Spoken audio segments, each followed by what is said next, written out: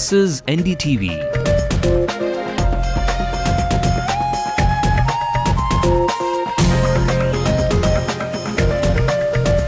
And you're watching NDTV Hindu.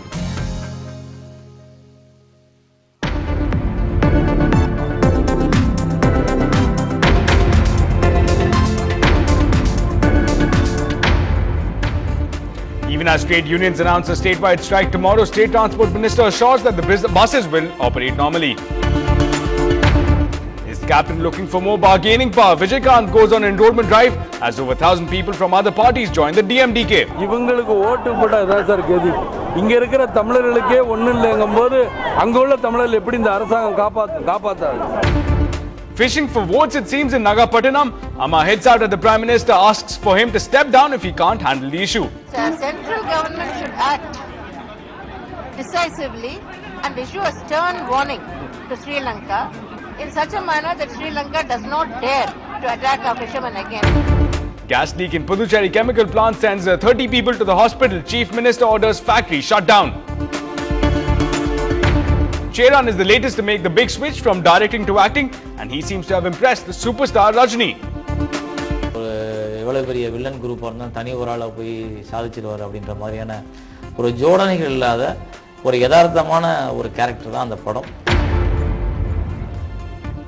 Well, a very good evening and welcome to Late Night News with me, Ashmit. Let's have a look at top stories coming in from across the nation. 7 people are arrested for burning alive a district collector trying to film kerosene pilferage.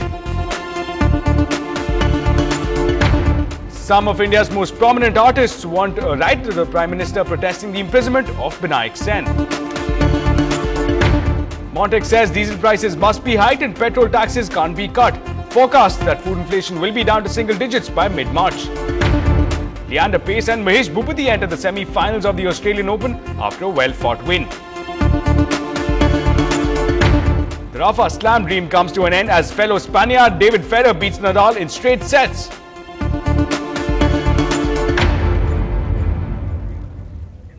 Well, again, in one critical question that has been doing the rounds, a few trade unions operating in the MTC have decided to go on a statewide strike tomorrow. The trade unions have announced this strike demanding a hike in their salary. Now, will it affect you when you travel to your workplace tomorrow? Well, if the words of K.N. Nehru, the Minister for Road Transportation, are to be believed, there is little reason to be worried. He has assured that buses will operate normally across the state. Now, amongst the more vociferous unions likely to participate in the strike are the CIPU, the ATP, the DMDK, MLF, MDMK, AITUC and the TPSF. But sources are telling us that the ruling party union employees will be on duty. Transportation is expected, however, to be affected marginally tomorrow. Well, moving ahead in some action from the political spectrum, after Amma and Karnaldi, it's now Captain who's on the enrollment drive.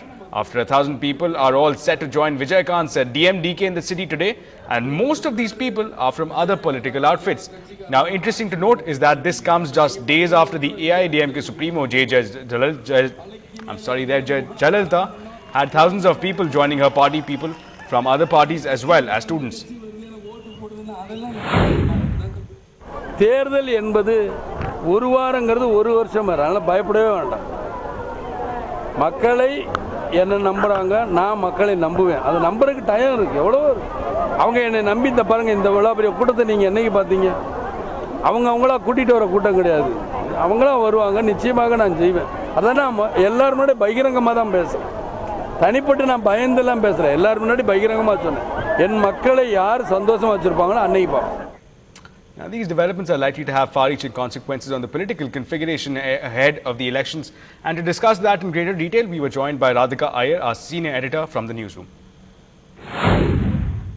This entire enrollment drive which happened on the Republic Day evening, and of course the timing of it is very pertinent considering talks are on between the AIADMK, the main opposition party in Tamil Nadu, as well as talks with other smaller parties that Jayalalitha is likely to align with ahead of the polls. And we do know, and it's an open secret now, that the DMDK is of course one of the contenders to have as many as possible seats during their alliance, and they are at the moment talking to Jayalalitha. We know that a 3-member team from the DMDK as well as from the AIDMK from respective parties have been into informal talks, and Jayalalitha has only said that post-Pongal, which is around after the 14th and 15th, is when the actual talks, formal talks of seat sharing will continue. For now, we do hear from sources within the AIDMK that Amma has for the moment given slots of discussion with the smaller parties.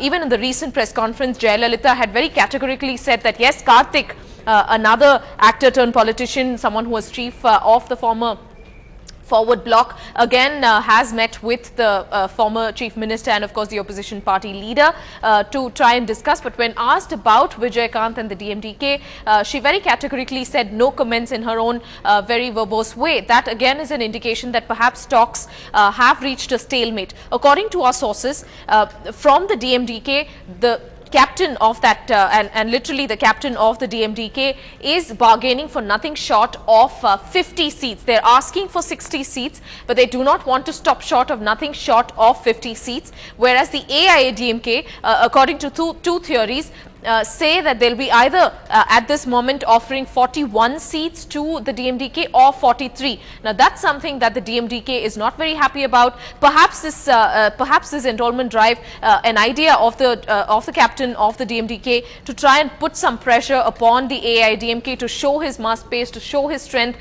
to show that 1,500 people have joined his party, and so to increase his bargaining power. But according to some other sources who seemed very upbeat, very confident of the prospects of the DMDK in the future in the polls that we're likely to see this summer, they also say that if the talks continue to reach this kind of stalemate, then there's all likelihood that perhaps the DMDK would even choose to lead an alliance. Now, how prospective would that be is a big question mark, but they say that that is a possibility as well. Well, in more news from circles of power, the recent killings of Lankan fishermen allegedly by the Lankan Navy is fast turning into a pole plank. And looking to milk this burning issue, Amma took on the leader of the nation, the Prime Minister, head on. Now she slammed the centre, calling the Prime Minister ineffective and demanding his resignation. Meanwhile, she also upped the ante on the ruling state government, blaming it for the current state of affairs. Now, meanwhile, party's chief Jayalalitha visited the widow of Jayakumar, an AIADMK party member who was allegedly killed by the Lankan Navy. Now, this was, of course, at a village in the Nagapattinam district. Now, the recent spate of attacks have flared up the tempers in the region, and experts see this move by Amma as one attempt to gain political capital as well as to woo the fishing community. So, central government should act decisively and issue a stern warning to Sri Lanka in such a manner that Sri Lanka does not dare to attack our fishermen again. But that is missing because the central government is weak. The Prime Minister is ineffective. Now, moving on to another critical story, initial reports show that involvement of people in positions of power could be possible in the killing of District Collector in Malegaon. We get you more details on the other side.